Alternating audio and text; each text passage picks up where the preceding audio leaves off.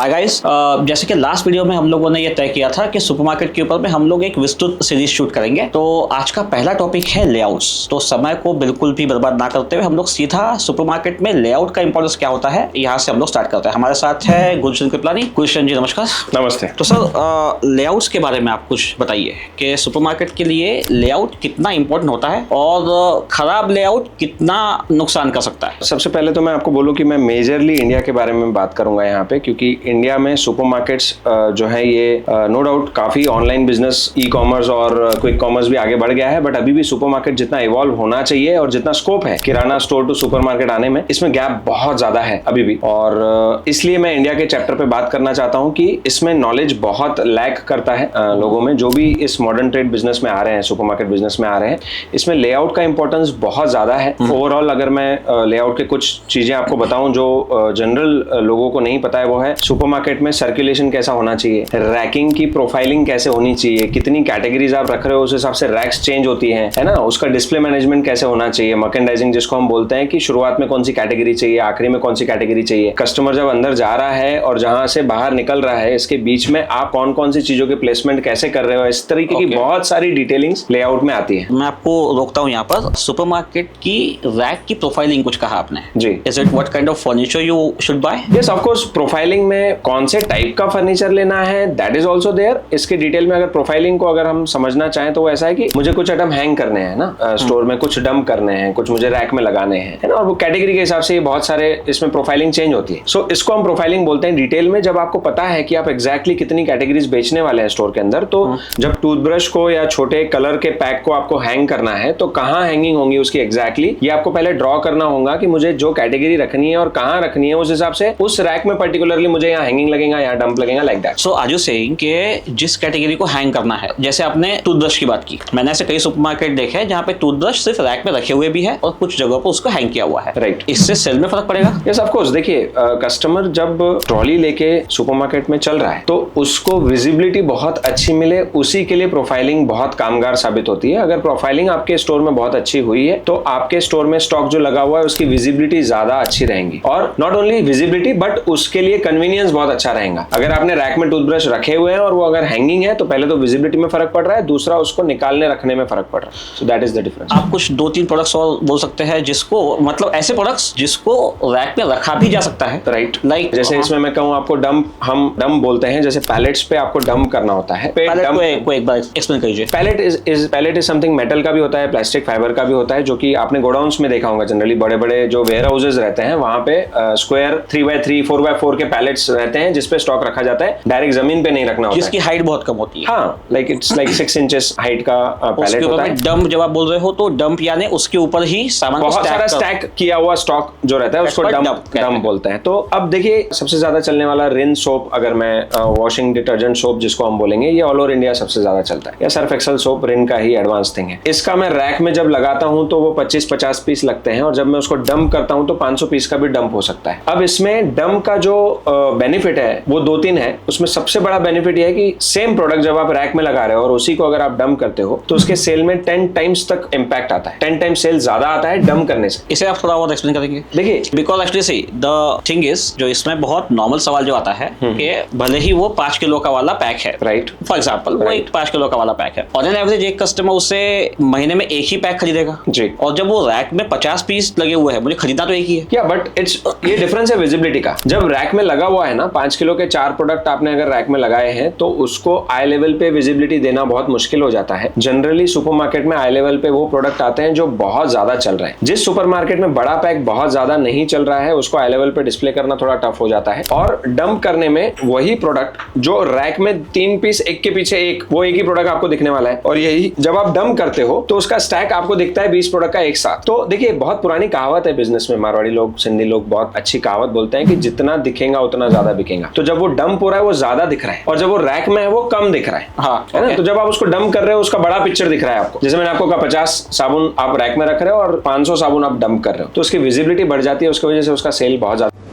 मैं एक्चुअली अभी सुपरमार्केट की कुछ किताबें पढ़ रहा था जो मुझे आप ने रिकमेंड की थी. There was one term, rack was literally calling me to buy stuff. Right. What does this mean exactly? See देखिए, supermarket is a self service business, right, जहां पे कस्टमर खुद ही सब कुछ उठा रहा है, सेल्फ सर्विस कर रहा है. तो इसमें actually even Indian traditional business में बहुत सारे मेरे क्लाइंट से जब बातचीत करता हूं, तो इवन कल भी एक क्लाइंट के साथ बैठा था तो यही बात हो रही थी कि हमारे जो सेल्समैन है वो बहुत अच्छे से सेल को पुश नहीं करते. तो सुपरमार्केट बिजनेस वो है ही नहीं कि जहां पे सेल्समैन को कोई प्रोडक्ट पुश करना है. आपकी स्टोर की रैक ने कस्टमर से बात करनी चाहिए. जैसे एक एग्जांपल और दूं मैं आपको कि हम लोग स्टोर में जो बोर्ड, रेड बोर्ड लगाते हैं, उसको हम शेल्फ टॉकर बोलते हैं कि शेल्फ अपने कस्टमर से बात कर रहा है. सो जब आप उसको बहुत अच्छा डिस्प्ले लगा रहे हैं, आपकी शेल्विंग बहुत अच्छी है, आपका कम्युनिकेटर बहुत अच्छा है, जो रेड बोर्ड में आपको बोल रहा हूं वो बहुत अच्छा है, तो आपका ओवरऑल जो सिनेरियो आप बना रहे हैं डिस्प्ले का, कम्युनिकेशन का, ये जब बहुत बेहतरीन है, तब वो रैक ही कस्टमर से बात कर रही है. That is what you are. So sir, display के आने वाले वीडियो में हम आपसे ये तो चीज पूरी समझेंगे. You are on the profiling of the racks. जी, इसे थोड़ा सा एक्सप्लेन कीजिए रैक्स की प्रोफाइलिंग को. रैक्स की प्रोफाइलिंग जैसे देखिए मैंने आपको वैरायटी बताई. प्रोफाइलिंग इज ऑल अबाउट जो हम डिस्प्ले मैनेजमेंट कर रहे हैं, उस डिस्प्ले मैनेजमेंट करते समय कैटेगरी जो जहां हमें रखनी है उस हिसाब से हमें रैक की डिटेलिंग देनी होती है कि कौन सी कैटेगरी की क्या रिक्वायरमेंट है. उस हिसाब से आपको वहां पे रैक का टाइप चेंज करना है. होता क्या है ना, नॉर्मली मतलब अगर हम कोई नया बंदा है सुपरमार्केट ओपन कर रहा है और सुपरमार्केट के रैक्स वो परचेस करने जाता है, तो एक नॉर्मल शेल्फ्स लाइन से लगा दिए, लाइन प्लेन रैक्स लगा दिए और सुपरमार्केट उसमें खोल ली. उसमें और बहुत अच्छी प्रोफाइलिंग की हुई सुपरमार्केट में सबसे बड़ा डिफरेंस ये होता है जो हम बात कर रहे हैं कि हर एक कैटेगरी की अपनी रिक्वायरमेंट है ना. उसका डिस्प्ले का अपना एक डिटेलिंग अगर आपके पास में, तो आप उसका डिस्प्ले स्पोर्ट्स के आइटम अगर आपने ला लिए तो वहां पे आपको बॉल रखने के लिए एक अलग से बीन चाहिए, है ना, बैट रखने के लिए अलग से स्टैंड चाहिए. आप प्रेस बेच रहे हो, इलेक्ट्रॉनिक आइटम बेच रहे हो, तो उसका होल्डिंग अलग हो रहा है, तो उसकी रैक अलग आती है, उसका हैंगिंग अलग आता है. तो इस टाइप से हर एक कैटेगरी में बहुत अलग अलग डिटेलिंग है. रेफ्रिजरेटर्स की अगर मैं बात करूं तो उसमें आजकल ओपन चिलर्स यूज होने चाहिए आइडियली, जो अभी यहाँ पे बहुत कम यूज हो रहा है. तो ओपन चिलर से अगेन सेल में बहुत ज्यादा फर्क आ जा रहा है. आइसक्रीम अगर आप सादी फ्रिज में रख रहे हो जो वर्टिकल नहीं है, हॉरिजॉन्टल है, तो वर्टिकल फ्रिज में रखते से ही 10 टाइम सेल बढ़ जा रहा है. तो प्रोफाइलिंग सिर्फ रैक में नहीं है, हर एक कैटेगरी में प्रोफाइलिंग होती है. इवन बिलिंग काउंटर्स पे भी होती है. हर जगह पे बहुत ज्यादा डिटेलिंग है सुपरमार्केट के. इसमें जितना डीप में जाओ खत्म नहीं होता है. तो इन शॉर्ट अगर मैं इसको कंक्लूड करूं तो profiling is all about detailing of overall supermarket. Counters के बारे में कुछ बताइए कि काउंटर्स में कितना फर्क पड़ जाता है. लाइक कितने वैरायटी ऑफ काउंटर्स आते हैं, कॉस्टिंग अगर आप बता पाए तो बहुत अच्छा. फीट्स में या कन्वेयर बेल्ट के साथ वाले काउंटर्स, और यही एग्जैक्टली कहां यूज होने चाहिए. कन्वेयर बेल्ट तो बहुत ज्यादा मैच्योर कंपनी के बाद और मे बी बहुत ज्यादा अभी उसका समय नहीं है इंडिया में बहुत ज्यादा. बट यस, अगर मैं काउंटर्स की बात करूं तो जनरली बिलिंग काउंटर्स जो यूज किए जा रहे हैं वो बहुत ही अगेन बहुत रॉ जनरली यूज होते हैं. डिटेलिंग में अगर सुपरमार्केट में अगर काउंटर्स के आप जाओ तो काउंटर की साइज जो है वो बहुत बार 90% ऑफ बिलिंग काउंटर्स इंडिया में जो सुपरमार्केट में यूज हो रहे हैं वो एल शेप में यूज हो रहे हैं. जबकि यू शेप जो सुपरमार्केट है, अगर आपकी 3-4 हजार स्क्वायर फीट की भी सुपरमार्केट है तो वहां पे यू शेप चाहिए. अब एल और यू में क्या डिफरेंस है? जब आप एल में सामने आप कंप्यूटर रख रहे हो और साइड में आपका एक ही स्पेस है जहां पे आप प्रोडक्ट स्कैन करके वहीं के वहीं रख रहे हो, तो यहाँ पे स्पेस बहुत कम हो जाता है. तो मेरी ट्रॉली जब 10-20 हजार रुपए का कोई कस्टमर परचेस करके आ रहा है तो उसमें 100 से 150 आइटम है. 100 से 150 आइटम वहां पे स्कैन करके रखना उतने से प्लेटफॉर्म पे पॉसिबल ही नहीं. तो जब आप यू शेप का जब आप बिलिंग काउंटर लाते हो तो वहां पे आपके पास स्पेस बहुत ज्यादा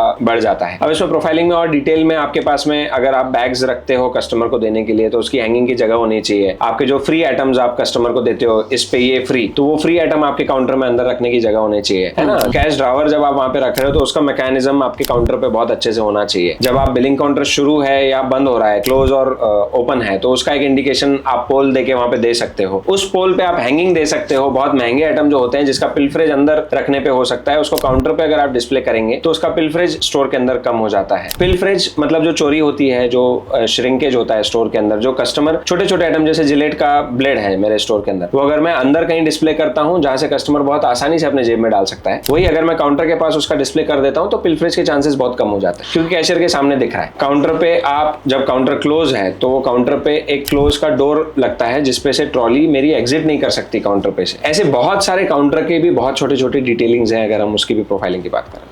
ओके, सर्कुलेशन का एक्सप्लेन कीजिए। अगर आप इस साइज के हिसाब से लेआउट बना रहे हैं जो आपके यहाँ पे रेगुलर बन रहा है and this is for the study, detailing में कुछ फर्क पड़ता है या इसी साइज के लेआउट्स के ऊपर में स्टडी होनी चाहिए? आप पहले तो इस पे आइए। साइज इन द सेंस देखिए, आप प्रिंट आउट की बात कर रहे हैं, ये अगर साइज की बात करोगे तो ये जो छोटे पेज पे प्रिंट आउट है ये 10,000 स्क्वायर फीट का सुपरमार्केट है और ये 5,000 स्क्वायर फीट का सुपरमार्केट, तो ये छोटा है, ये बड़ा है। जब आप बड़े प्रिंट आउट पे बैठे हैं तो डिटेलिंग थोड़ी और अच्छे से डिस्कस होती है। नो, आई एम आस्किंग कि अगर हम लोग इस तरीके से अगर हम लोग लेआउट पे आते हैं सो इज इट इजियर कि हम लोग हर एक रैक की वाली जो प्रोफाइलिंग की जो आप बात कर रहे थे इससे पहले जी, सो हम लोग क्या इसके ऊपर में प्रोफाइलिंग करते हुए चलते हैं या वो आप जब फर्नीचर वेंडर से बात करते हैं उस टाइम पे फाइनल की जाती है? लेआउट पे प्रोफाइलिंग फाइनल की जाती है? लेआउट पे ही प्रोफाइलिंग फाइनल की जाती है। लेआउट पे profiling in the sense profiling furniture vendor के साथ फाइनल होती है, बट वो प्रोफाइलिंग का बेस जो है वो है डिस्प्ले मैनेजमेंट, जो कैटेगरी आप प्लेस कर रहे हो, कहाँ प्लेस कर रहे हो, है ना, बिस्किट्स कहाँ प्लेस कर रहे हो, आप डिटर्जेंट कहाँ प्लेस कर रहे हो, आप ऑयल कहाँ प्लेस कर रहे हो, आप ग्रोसरी कहाँ प्लेस कर रहे हो, इसके ऊपर पूरा प्रोफाइलिंग चेंज होता है। तो ऐसे कितने टाइप के लेआउट्स बनेंगे आपके? इसमें 4 टाइप के लेआउट्स बेसिक हम अभी बनाते हैं। लेआउट्स बनते बहुत टाइप के हैं। लेआउट्स के टाइप की अगर आप बात करो तो इसमें भी 2 टाइप है। जब टाइप की बात की जाती है तो एक हो गया आप स्ट्रेट रैक्स लग रही है तो वो प्लेन एक लेआउट हो गया, एक हो गया आपका जिगजैग लेआउट, एक हो गया स्नेक लेआउट। तो इस टाइप के बहुत सारे लेआउट वेस्टर्न कंट्रीज में बहुत ज्यादा चलन है। हो गया किस तरीके से फर्नीचर को रखा जाएगा वो लेआउट, राइट। और लेआउट्स के टाइप क्या है? लेआउट वही लेआउट के वो एक टाइप है, और दूसरा जो हम लेआउट के टाइप बोलते हैं वो है आप स्टोर के अंदर सर्कुलेशन कस्टमर का कैसे होने वाला है, उस सर्कुलेशन का हम एक लेआउट बनाते हैं। चलिए सर्कुलेशन से हम लोग स्टार्ट करते हैं। So circulation is all about when we talk about circulation. देखिए इसमें हमने डिटेल में यहाँ पे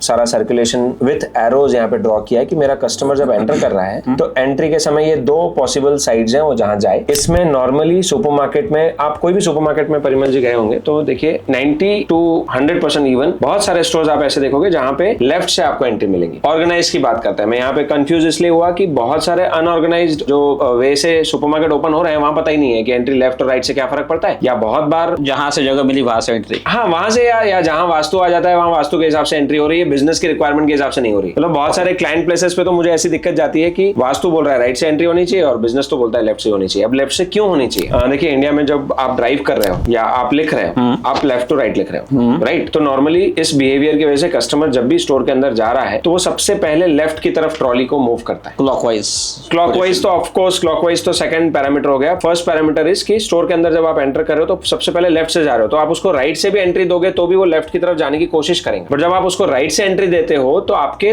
बिलिंग काउंटर्स लेफ्ट में पड़े हैं जो उसको बैरियर हो रहा है। बिलिंग काउंटर पे लाइन से कस्टमर मेरा खड़ा है लाइन लगा के, तो मेरा जो नया कस्टमर राइट हैंड से एंट्री करने वाला है उसको वहां से प्रॉपर एंट्री मिलेंगी नहीं, स्पेशियस एंट्री नहीं मिलेंगी। इसीलिए आइडियली एंट्री लेफ्ट साइड से होनी चाहिए। सो कस्टमर राइट से एंट्री करके भी तो पूरा घूम के लेफ्ट से एग्जिट कर सकता है। अगेन वही जो सेकंड पैरामीटर की हम बात कर रहे थे उसमें एंटी क्लॉकवाइज सर्कुलेशन होगा। आइडियली क्लॉकवाइज सर्कुलेशन होना चाहिए। अब इसका भी इंपैक्ट बहुत ज्यादा आता है। क्लॉकवाइज होना चाहिए, सर्कुलेशन क्लॉकवाइज होना चाहिए, वेयर यू फील कि सही दिशा में हम मूव हो रहे हैं। ये आपको एक्सप्लेन करना पड़ेगा। द थिंग इज कि आपके लिए बहुत ही नॉर्मल चीज है, बट जो ऑडियंस हुआ लुकिंग एट दिस उनको आपको थोड़ा सा एक्सप्लेन करना पड़ेगा कि क्लॉकवाइज ही क्यों होना चाहिए, एंटी क्लॉकवाइज क्यों नहीं होना चाहिए। ऑफ कोर्स सबसे पहले मैं जो आपको एक्सप्लेन कर रहा था इस पे से मैं सर्कुलेशन के टाइप पे आता हूं। सबसे पहले हम बात कर रहे थे लेफ्ट से एंट्री होनी चाहिए। लेफ्ट से मेरी एंट्री होने के बाद में देखिए इस स्टोर में जो सर्कुलेशन है दैट इज क्लॉकवाइज। अब ये क्लॉकवाइज और एंटी क्लॉकवाइज का जो डिफरेंस है इसमें आप यहां से क्लॉकवाइज अगर सर्कुलेट कर रहे हैं, साइकोलॉजिकली इस पे एंटी क्लॉकवाइज अगर मेरा एंट्री होके मैं एंटी क्लॉकवाइज घूमता हूं तो एक रिपोर्ट कहती है कि आपका 30% तक परचेस कम हो सकता है। ओके, क्योंकि आप उल्टा जा रहे हो और आपके दिमाग को ये पता नहीं है कि उल्टा जाने का इंपैक्ट क्या है, उसको अनईजी फील हो रहा है मे बी, या उसको सही दिख नहीं रहा है। इसलिए जब आप एंटी क्लॉकवाइज जाते हो तो अब देखिए अगर क्लॉकवाइज में जब स्टोर के अंदर जो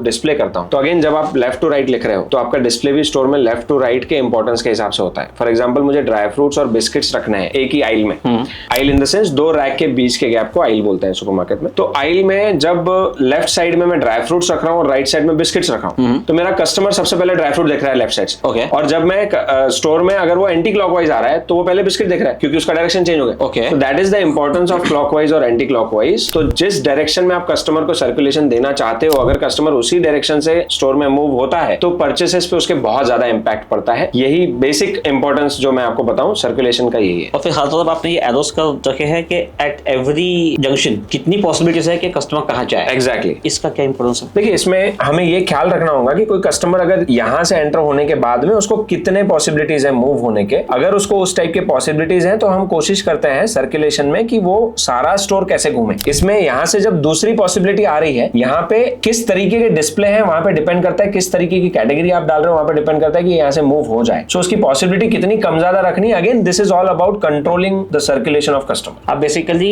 अपनी कैटेगरीज के प्लेसमेंट से कस्टमर का बिहेवियर कंट्रोल कर रहे हैं सुपरमार्केट में। Yes, and that can be done. Yes of course, like Okay. अगर आप रोज ये बिजनेस कर रहे हो और इतना डेप्थ में अगर उसमें आप जा रहे हो तो ये पकड़ आपकी आनी ही चाहिए। जैसे कुछ स्टोर्स है जिनका शुरुआत में क्लोथिंग शुरू होता है, कुछ स्टोर्स है जिनका, जैसे अगर मैं डीमार्ट की बात करूं तो डीमार्ट में जैसे आप अंदर आते हैं तो वहां पे बिस्किट से शुरू होता है डिस्प्ले। राइट, प्रिसाइसली टी से होता है। प्रिसाइजली टी से होता है। ओके, टी बिस्किट्स उसके साथ में कॉम्प्लीमेंट्री इसलिए आता है। yes. ओके, और आप कह रहे थे कि हम लोग ड्राई फ्रूट से भी स्टार्ट करते हैं। सो हाउ हम लोग भी टी से ही शुरू करते हैं, बट टी के बाद में जो सबसे पहली कैटेगरी में अगेन ड्राई फ्रूट बहुत नजदीक इसलिए रखना चाहता हूँ कि वो बहुत ज्यादा वैल्यू वाला प्रोडक्ट होता है और चोरी कम हो इसलिए सबसे पहले हो। ओके, अब जनरली मेरा ऑब्जर्वेशन ये है कि जो भी कस्टमर जिनको चोरी करनी है वो अपना दिमाग लगाना शुरू करता है अंदर घुसने के बाद, और आपने शुरुआत में ड्राई फ्रूट दे दिया, ये हो गया चोरी के लिए। दूसरा एक और मेरा इसमें कैलकुलेशन होता है कि ड्राई फ्रूट अगर आप पहले दे रहे हो तो जो कस्टमर घर से कैलकुलेट करके आए कि मुझे 5,000 का ही ग्रोसरी लेना है और उसको आपने पहले ड्राई फ्रूट बेच दिया, तो आखिरी में उसको तेल तो खरीदना ही है, तो बेटर है आप तेल आखिरी में दे दो जो उसको कंपलसरी है। ड्राई फ्रूट थोड़ा सा महंगा आइटम है, उसको पहले बेच लो तो आपका सेल ज्यादा होगा। लाइक दैट बहुत सारे लॉजिक्स होते हैं।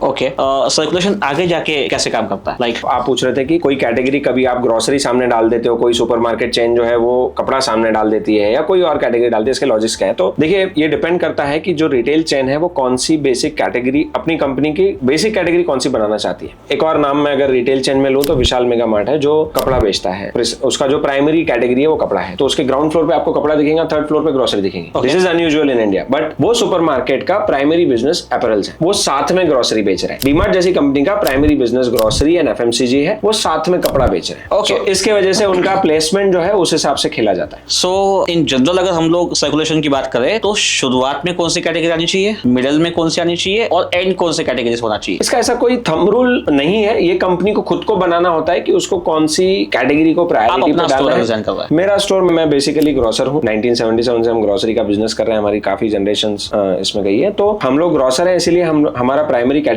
ग्रोसरी है। हम नो डाउट अपैरल्स को भी बहुत ज्यादा इंपॉर्टेंस देते हैं मार्जिन की वजह से, बट प्राइमरी कैटेगरी हमारा ग्रोसरी है। या if I can see here, chillers, fissures, ice cream वगैरह ये कैटेगरी सबसे आखिरी में है, ऐसा क्यों? बहुत ही अगेन कॉमन थिंग है ये कि आप जब सुपरमार्केट में बाय करने जा रहे हो तो जो ठंडे प्रोडक्ट्स हैं जो मेरी ट्रॉली में अगर मैं कहीं बीच में आधे रास्ते में डाल दूं तो दो इंपैक्ट है इसके, या तो वो प्रोडक्ट खराब होगा या तो मेरा कस्टमर परचेस कम करेंगे। अगर फॉर एग्जांपल उसने अमूल का चीज आपने सर्कुलेशन में, स्टोर के सर्कुलेशन में उसको कहीं आधे रास्ते पे उसके ट्रॉली में गया क्योंकि फ्रिज आधे रास्ते पे, तो उसकी परचेसिंग बाकी छोड़ देगा वो, उसके ख्याल में एक ही चीज है कि मेरा चीज मेल्ट हो जाएगा, फटाफट खत्म करो। One thing. सेकंड थिंग, या तो उसका चीज खराब हो जाएगा जो कि अगेन वो भी सही नहीं है, तो इसीलिए फ्रोजन जो थिंग रहती है वो काउंटर के पास भी होती है और आखिरी में होती है सर्कुलेशन में। ग्रोसरी की वेराइटीज की अगर बात करें, ग्रोसरी की वेराइटीज से सर्कुलेशन अफेक्ट नहीं होता है? देखिए जब आप ग्रोसरी की वैरायटी की बात करें तो it's a category. So circulation में एक और पार्ट जो उसका है, जैसे हमारी बात हो रही थी कि कितने टाइप के लेआउट्स आप बनाते हो, तो पहला लेआउट है सर्कुलेशन का, दूसरा लेआउट है प्रोडक्ट मिक्स जो आप वहां पे देने वाले हो, उसकी कैटेगरी प्लेसमेंट आपको जो करनी है, वो कैटेगरी का प्लेसमेंट कहाँ होगा, ये एक दूसरा लेआउट हो गया। तीसरा लेआउट हमारा बनता है इलेक्ट्रिक लेआउट का, है ना, कि लाइट्स ऊपर सीलिंग में कैसे आने वाली है। सो इस टाइप के लेआउट्स हम प्रोवाइड करते हैं। इसमें चौथा लेआउट होता है प्रोफाइलिंग का, जिसमें फर्नीचर, अब कैटेगरी प्लेस हो गई तो उस हिसाब से फर्नीचर की डिटेलिंग क्या रहेंगी। तो ऐसे 4 लेआउट्स हम बनाते हैं। आते हैं दूसरे लेआउट पे जो आप कह रहे थे कि कैटेगरी की प्लेसमेंट कैसे, तो जब आप ग्रोसरी की बात कर रहे हो वो एक कैटेगरी है स्टोर की, तो ऑफकोर्स जो कैटेगरी है, जैसे आप इस लेआउट में अभी देख रहे हैं, तो इसमें ग्रोसरी सेक्शन जब हम देख रहे हैं तो यहाँ पे रैक्स पे कुछ पैक ग्रोसरी प्लान है, यहाँ पे ये जो बीन्स है इसके अंदर लूज ग्रोसरी प्लान है। ये जो मैं पैलेट आपको बता रहा था ये डम पैलेट्स हैं जहाँ पे आपको स्टैक करना है, जैसे शक्कर के पैकेट हो गए, आटे के पैकेट हो गए, ऐसे बल्क आइटम जो भी है, नमक के पैकेट हो गए, ये सब यहाँ पे स्टैक होते हैं। यहाँ पे आप जो देख रहे हैं ये 1 लीटर ऑयल का डंप है जो कि स्टैंड पे आता है, और अगेन ये रैक आ गई यहाँ पे, फिर से similar type of displays rack में होंगे। तो ये प्रॉपर ग्रोसरी सेक्शन है जहाँ पे खड़ा मसाला भी बेचा जा रहा है, पैक्ड ग्रोसरी भी बेची जा रही है, लूज ग्रोसरी भी बेची जा रही है, डम भी हो रहा है, ऑयल 1 लीटर भी रखा जा रहा है, ऑयल 15 लीटर भी रखा जा रहा है, और ऑयल 5 लीटर की कैंस शेल्फ में भी डाली जा रही है। सो इस तरीके से हर कैटेगरी में जब आप जाते हो, जब आप कपड़े की बात करते हो तो कपड़े की कैटेगरी में आप देखिए पूरी तरह से लेआउट चेंज हो जा रहा है। यहाँ पे रैकिंग भी पूरी चेंज है, यहाँ पे हैंगिंग बहुत ज्यादा है, यहाँ पे चेंजिंग रूम्स है, यहाँ पे डम भी है, और इसमें फिर फुटवेयर्स भी है, फैशन भी है, गॉगल के स्टैंड्स भी हैं, और बच्चों की कपड़ों की कैटेगरी अलग दिखाई हुई है, मेंस की अलग दिखाई हुई है, वुमेन्स की अलग दिखाई हुई है। यहाँ पे देखिए अभी जैसे वुमन अगर परचेस करने आ रही है यहाँ पे, तो फीमेल जब परचेस कर रही है उसके साथ में यहाँ पे किड्स रखा हुआ है और मेंस को अलग अलग रखा हुआ है, ताकि ये परचेस, ऐसे बहुत छोटी छोटी चीजें हैं जो कैटेगरी वाइज प्रोफाइलिंग में, डिस्प्ले में, दोनों चीजों में हेल्प करती है। तो जहां तक मैं समझ पा रहा हूँ, जब हम लोग लेआउट्स की बात कर रहे हैं, so circulation, category and furniture का profiling, these are the 3 important factors. Fourth one is electric layout. Electric layout in the sense हम बहुत ही प्लेन इसमें जो लाइट्स और फैंस और सीसीटीवी का एक हम बेसिक ड्राइंग देते हैं। उस ड्राइंग में जनरली अगेन सुपरमार्केट में जो लाइट्स होना चाहिए, जो लक्स लेवल होना चाहिए, वो 1000 to 1200 लक्स लेवल लाइट आपके सुपरमार्केट में होना चाहिए। जो फॉलो करने के लिए हमें उतने लाइट्स देने होते हैं स्टोर के अंदर। दैट इज इलेक्ट्रिक लेआउट जो हम देते हैं। So I think it's enough about layout. Layouts पे आपके कोई क्लोजिंग स्टेटमेंट्स कि कितना इंपॉर्टेंट है लेआउट? ऑफ कोर्स, जैसे हम इतना डिटेल में जब हम लेआउट के बारे में बात कर रहे हैं, तो ये इतनी डेप्थ में रिटेल बिजनेस करने के लिए लेआउट में जाना बहुत जरूरी है। जब आप बात कर रहे हो सर्कुलेशन की, जब आप बात कर रहे हो कैटेगरीज की, जब आप बात कर रहे हो इलेक्ट्रिक लेआउट की, जब आप बात कर रहे हो प्रोफाइलिंग की, तो लेआउट इंपॉर्टेंट। क्लोजिंग में मैं यही बोलूंगा कि मैं किसी भी एज ए रिटेलर, जब मैं किसी भी फर्नीचर वेंडर के पास में फर्नीचर लेने जाता हूं, तो उस फर्नीचर वेंडर को उस प्रोफाइलिंग का कितना नॉलेज रहेगा, ये डिपेंड करता है उस फर्नीचर वेंडर पे। आपके बिजनेस के लिए बहुत ज्यादा जरूरी है कि आपका एक बहुत अच्छा लेआउट डिटेल्ड बने, जहां पे आप रखने वाली कैटेगरीज के हिसाब से प्रोफाइलिंग से आप अपना लेआउट बना रहे हो और उस हिसाब से आप रिक्वायरमेंट दे रहे हो। अब इसमें दूसरी एक चीज ऐसे ऐड हो जाती है कि फॉर एग्जांपल मैंने सुपरमार्केट खोलना है, 5000 या 10,000 स्क्वायर फीट की सुपरमार्केट है या जो भी साइज है, उसमें आपने एक लेआउट बना लिया और उसकी प्रोफाइलिंग बहुत बेहतरीन तरीके से आपने खुद की बनाई, और फिर आप फर्नीचर लेने गए, तो फर्नीचर लेने का पूरा जो नजरिया है, जो आपका अप्रोच है, वो पूरा चेंज हो जाएगा। क्यों? क्योंकि एक फर्नीचर वेंडर जो आपको फर्नीचर प्रोवाइड करने वाला है, और जब आप दूसरे से जब आप कोटेशन ले रहे हो, उसके पास अगर आपके पास में उसकी डिटेल ड्राइंग नहीं है, तो वो दोनों अपने अपने हिसाब से आपको प्रोडक्ट बेचेंगे। जब आप आपकी प्रोफाइलिंग के हिसाब से डिटेल में जब किसी वेंडर के पास फर्नीचर लेने जा रहे हो, तो उसमें आपके पास डिटेलिंग है कि मुझे 7 फुट की रैक पे 7 शेल्फ चाहिए कि 6 चाहिए, 12 इंच के चाहिए कि 18 इंच के चाहिए, हुक्स कितने चाहिए, ये वाली डिटेल्स ही आपकी प्रोफाइलिंग में होती है। तो ये डेफिनेट रिक्वायरमेंट पे आप जब कोटेशन लेते हो, तो आप एक्चुअल कोटेशन कंपेयर कर पाते हो furniture vendor. That is also very important part of layout. So I conclude here कि जब आपके पास लेआउट खुद का बना हुआ है, तब आप आपके स्टोर को उतना मॉडर्न वे से सेट कर पा रहे हो, और फर्नीचर जब आप ला रहे हो तो प्रॉपर मार्केट से कंपैरिजन, रेट की कंपैरिजन करके ला रहे हो। बेसिकली हम किन कैटेगरी के साथ जा रहे हैं, वो हिसाब से फर्नीचर आए, ना कि फर्नीचर के हिसाब से हम लोग कैटेगरी प्लेस करें। Exactly, yes. वहां पे let this be your answer to conclude layouts. अगले आने वाले वीडियो में हम लोग बात करेंगे प्रोडक्ट मिक्स के बारे में। Thank you.